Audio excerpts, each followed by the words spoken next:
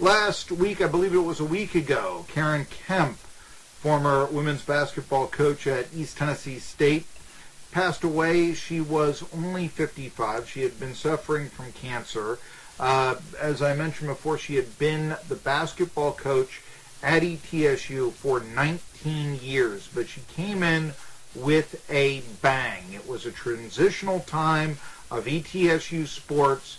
She inherited a losing team from Debbie Richardson, and with Deshaun Blocker, took it immediately to their first ever, not only regular season conference championship, but postseason tournament appearance in the women's NIT, which was a little bit different than what it is today, as a matter of fact. We'll get to that.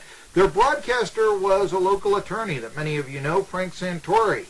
And he was always there at the end of the ball game, interviewing Karen Kemp, getting the status of the program. It was the thing, if you were into ETSU athletics, to listen to as the women's program was going up, really while the men's program was going down. Frank Santore joins me here today.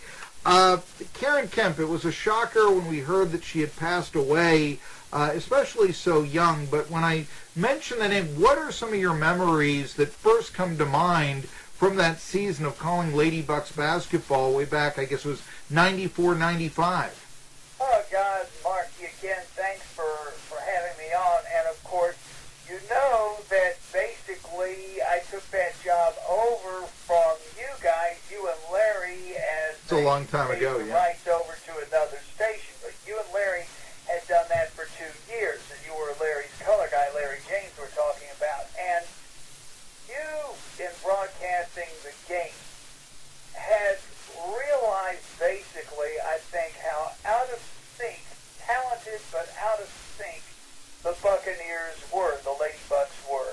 Now, I am not going to slam Coach Debbie Richardson, and that's not my purpose in doing so today, but when Karen came in after Coach Richardson left, she had a lot of talent that really, in my opinion, wasn't being used correctly, and primarily among it was Deshaun Blocker, but she also had Yvette Granger. She also had Wendy Reed, a great point guard, all-stater from down in Meigs County. And then one thing that helped Karen, too, she got Amy Engel, whom everybody in Irwin knows, from Irwin, all-stater, to transfer in. She's now married, of course. Amy is the former Chattanooga coach and ETSU assistant coach John Schulman. And she also got Justin McClellan's sister, Justina, to transfer in. So with those 5 people, plus Sharon Jones coming off the bench, with those 6 people, she was able to mesh them together and make them play like a team. And one thing that she did do, Mark, she made Deshaun Blocker feel welcome. Mm-hmm. She really did. There was, to be quite honest, personality conflict between Dee, who's just one of the great talents ever, still one of the top 10 rebounders in NCAA women's basketball Division I history. But there was always this discord between Deshaun and Coach Richardson. Coach Kemp let her play without restrictions, and Deshaun just barely blossomed. I'm talking to Frank Santore. One correction I want to say, I didn't do color on the women's games. I had done some stat keeping, actually not for the 2 years under Frank James, but yeah, I had done a few, kept some stats and all that for a few games back when. But yeah, it was WJTZ, a station that no longer exists, had the Lady Bucs games, and you were able to take them over and make them your own on a station that does still exist, so I won't tell you what it is now. But anyhow, I just wanted to say that. Now, I did find it was very important because I actually was going to ETSU at the time, and Deshaun Blocker was a friend of mine. She was, we had several classes together, and, you know, I'd talk about the game that had just been played with her or whatever, and she was earning a lot of national recognition. I mean, you might turn open to USA Today and see Deshaun Blocker's name listed among the prominent women's basketball players in college basketball at the time. And USA Today at the time was also really giving a lot of ink to women's basketball. They saw it as a growing sport and such. When you were around that, you mentioned letting Deshaun Blocker play and all this. Can you remember a time where maybe Deshaun was able to freestyle and win a ball game on her own? Oh, God. The most memorable game that I think sticks out in my mind, we were down at Georgia Southern, and that school at the time was also a powerhouse. And, of course, Chat was down that year. Coach Kemp had just come from Chattanooga. And we were down at Georgia Southern, and we went into something like, and again, Mark, it's been over 20 years, and I'll be 59 on Friday, and the years are starting to pass me by. But you're not going to have to force pablum into my mouth yet. But anyway, it was an overtime or double overtime victory over Georgia Southern at Statesboro, and Deshaun just really freestyled.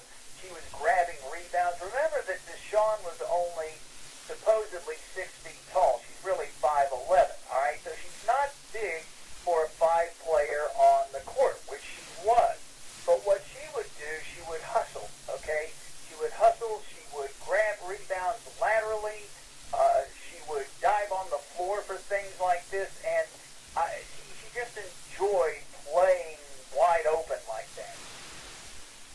I know scored 730 points that year. That's still the Buccaneers' record, and like I said, was getting a lot of national attention for ETSU. We're talking to Frank Santore, who was the voice of the ETSU Lady Bucs the first year they made a postseason tournament. They lost in the conference final, I recall, after becoming the regular season women's basketball champs at ETSU.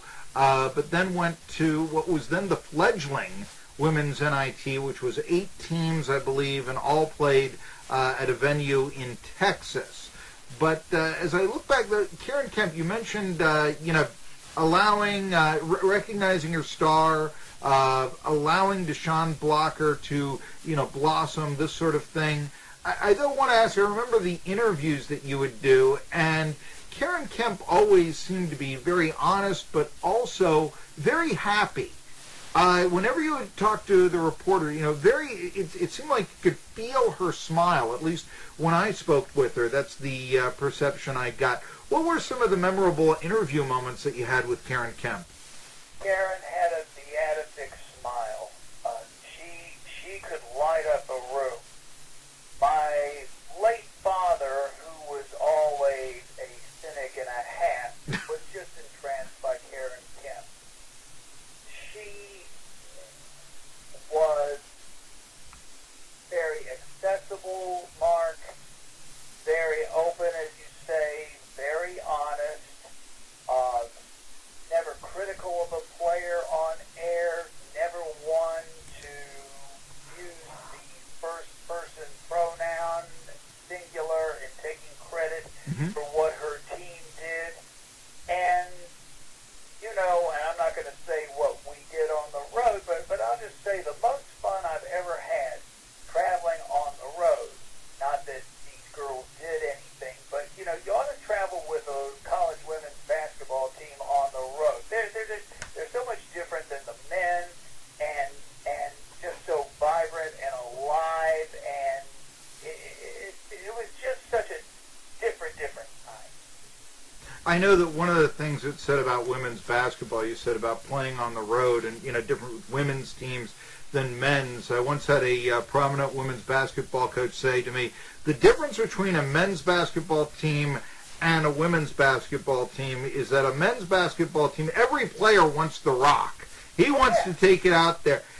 On a women's basketball team, every player wants to pass the rock. She wants her teammate to be able to have the glory and all that. And I've got to, find out how I can, who's my Deshaun Blocker? And after she graduates, who's my Amy Engel and all that? and to convince, now that's the person that if they're open, make sure they're fed and that sort of thing. That was the challenge of coaching. Now Karen Kemp had a personality, like I said, that was so gracious, and you mentioned the smile that would light up the room. I believe she was hired by Dr. Janice Shelton, who I believe was the first women's basketball coach at ETSU. Am I correct on that? Was Janice Shelton hired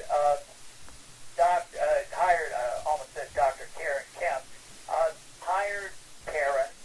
There had to be a change that had to be made. If you will remember, that was sort of a year of turmoil in ETSU athletics, Yeah. with NCAA investigations and the like. And through the middle of all that, with Dr. Shelton in this particular maelstrom, so to speak, she made a beautiful hire in Karen Kemp. The thing that I liked about, and Janice Shelton, I mean, I remember dealing with her as a student, ironically, to talk about this. This is a sidebar, but I remember in a speech class that I had at ETSU, Frank Santore, former broadcaster of the Lady Bucs, the topic was why ETSU should have a football team, because there was always this sort of, when they were losing, do we really need this and all that? And Dr. Shelton actually spoke to me for an hour and explained to me why, as a student, here, let's do this, and gave me information that I'm going to tell you David Mullins and Paul Stanton did not know 10 years later. And I'm dead serious about that. I had more knowledge as a student, a junior at ETSU, or was I a senior, whatever it was, than the actual hire of an athletic director when they dropped the program. What? You mean we'll get kicked out of a conference and all this?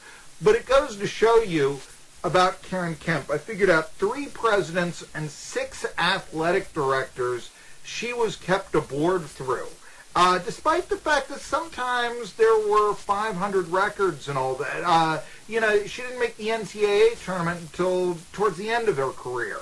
So I want to ask you, I mean, was it her personality that was able, you think, to give her longevity at ETSU, or were there other factors that would allow her to stay on when the program was, let's say, 500? Well, let's say this, Mark. This East Tennessee State, let's just be honest, is not Tennessee in terms of women's basketball, where you can go 24-6 and the media calls for your head. Yeah. Right?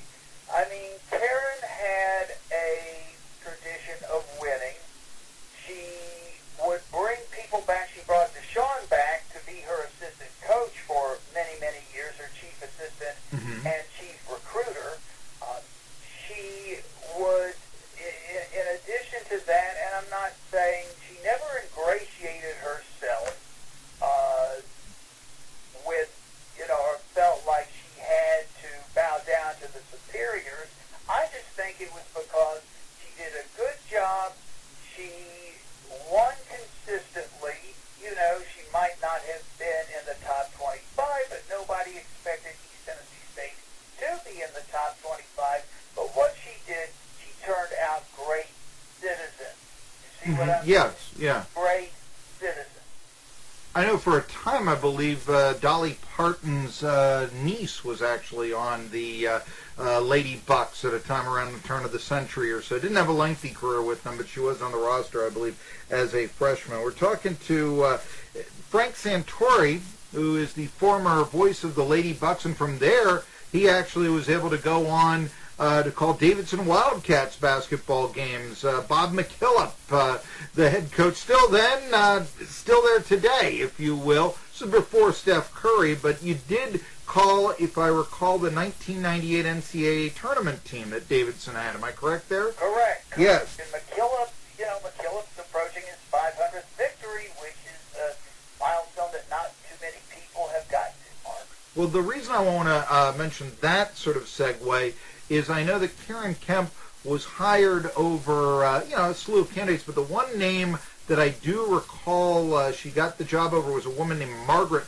Parsons, because Margaret Parsons, she was a D2 coach at Clarion in western Pennsylvania, so I know that.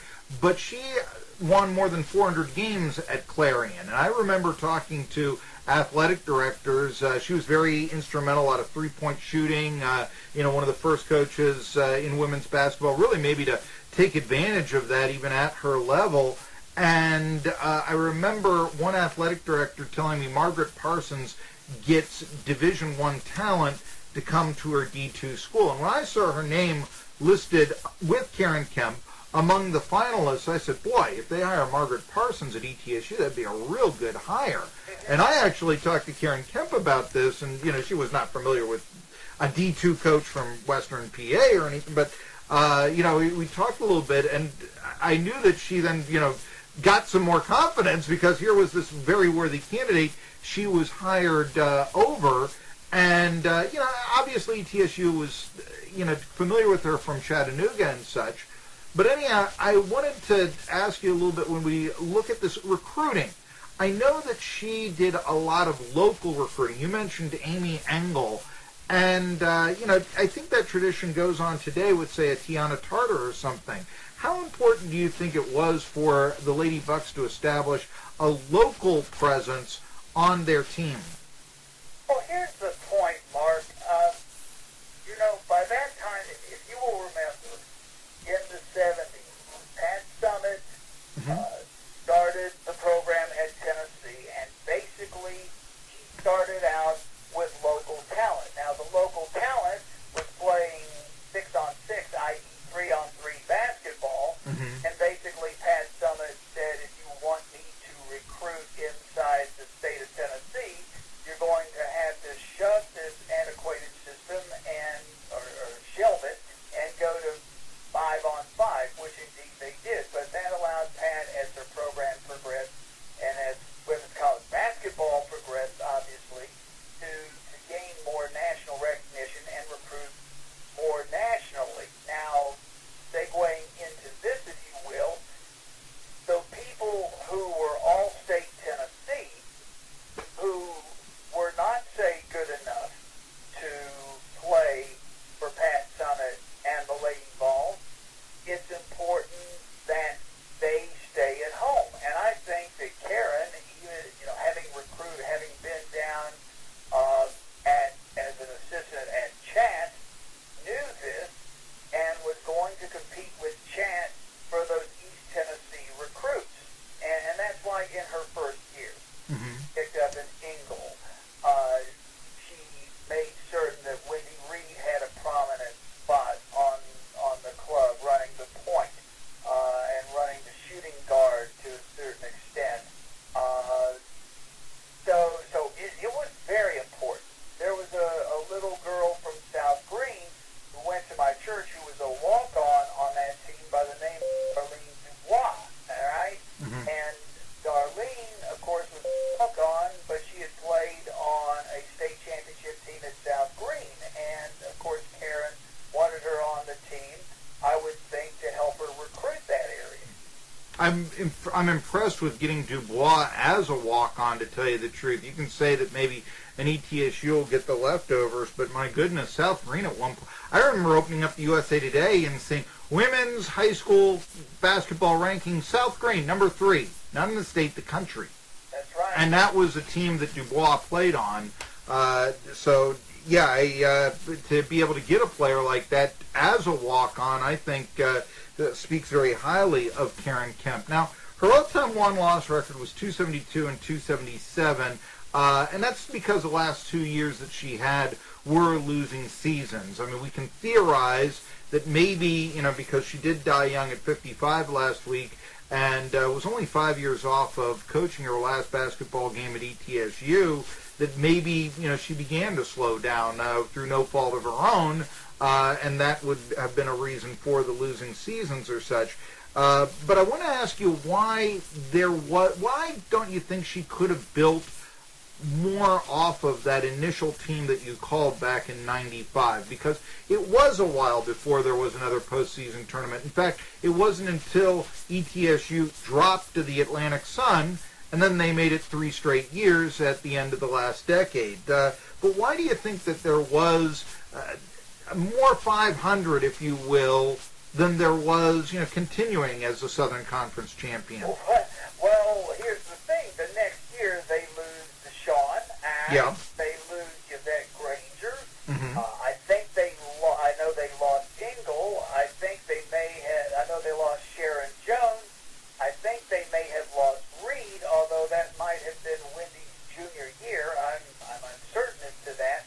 But, there's a big talent drop-off right there when you lose 4/5 of your starting lineup and have to rebuild, and it's not like, say, Duke's men's team, where you reload every year and your juniors and sophomores go into the NBA draft and you just pick up where you left off. That's what makes women's basketball so tough. Yeah. And I just think that it just took time for Karen to become reestablished. And also, if I can say this too, Mark, Mm-hmm.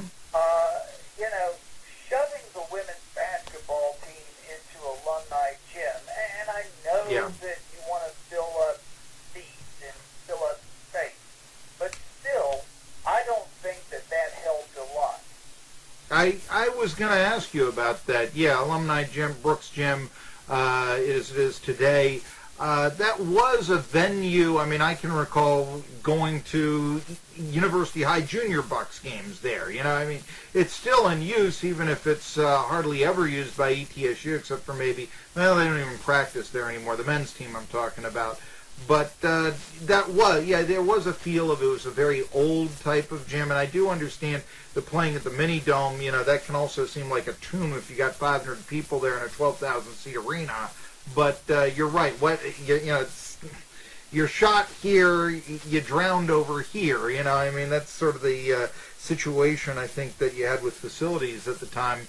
What would you say, though? Would you have preferred to have called the games at the Mini Dome and then said, okay, let's go on a mass marketing campaign to try to bring in the highest possible attendance? What do you think? Double headers, okay? Okay. Because if you have your double header crowd and the people are filing in for the men's game, even though the men weren't winning that particular year, but if they're filing in for that and you can build a crowd and you can build an anticipation, then I think that, yes, to that certain extent, exactly.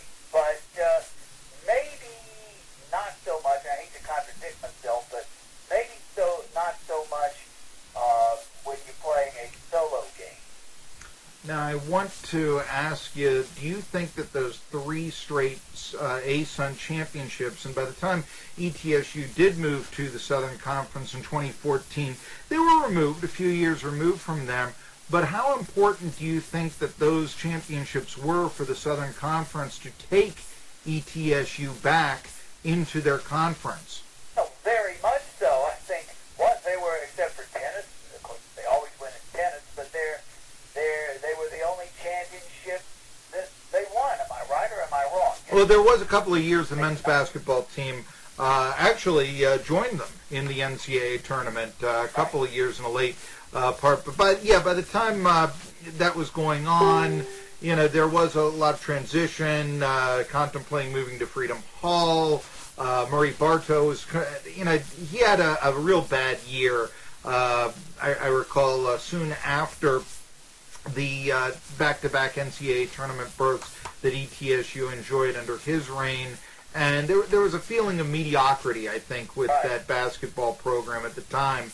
And so, I'm curious, if you felt, certainly they wanted to bring back football, that was going to help. But the idea, hey, we're not that far off of winning on the hardwood, both in men and women, so we can be competitive. I think it's a major statement, and I mean, it's an easy softball question for you, Frank, but well, I know, yeah. and let me just tell you that, like usual, Marky, you threw me a softball and I struck out. No. I'm 59 years old and the eyes are going. I wouldn't say that. I wouldn't say that. I'm ready for the old folks home. I wouldn't say that. I wouldn't say that at all. But no, Just to finish up here, when I say Karen Kemp, I mean, I know that I'm asking the same question basically that I did to start off the interview, Frank Santore, former voice of the Lady Bucs. But if I say Karen Kemp, just what's the first thing that comes to mind? Gentle, kind person, one of my best friends in the entire world. Wow. Sad to see her go. And I would agree with you, because she was one of those people, I said on Thursday, and it's a column you can read on Medium if you'd like. She was one of those people that you loved to cover. You know, there wasn't going to be any friction. There was only going to be a lot of, this is what we're doing. And that was tremendous for a reporter, because then you got all the scoops. You got all the knowledge. She wasn't holding back. And Karen Kemp will be missed. Obviously, Brittany Hazell is doing some nice things to the Lady Bucs these days. They made the women's NIT last year and finished second only to a nationally ranked Mercer team. But let's look at the foundation. And a lot of that foundation was laid by Karen Kemp. And, you know, you're going to look back at that record, and I think they'll look back a little more than 19 years than the 5 under 500. That's sort of like looking at, say, Casey Stengel's all-time one-loss record as a manager and say, it was only one game over 500. Yeah, look how long he went. Look at the championship. Same thing. Look at the tournaments.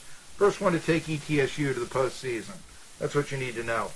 Karen Kemp is no longer with us. Frank Santore is the former voice of the Lady Bucs, joining us here today on Tri-City Sports Now. Always nice to talk to you here, Frank. And let's keep the lines of communication open for future legal matters in college athletics or what have you, commentary. Mark, you said something about future legal matters. I want to know, are you in trouble? No, not really, no. But the idea being that just like when we also had Frank on earlier to talk about the O.J. Simpson release when he was up for parole. So, you know, things of that nature.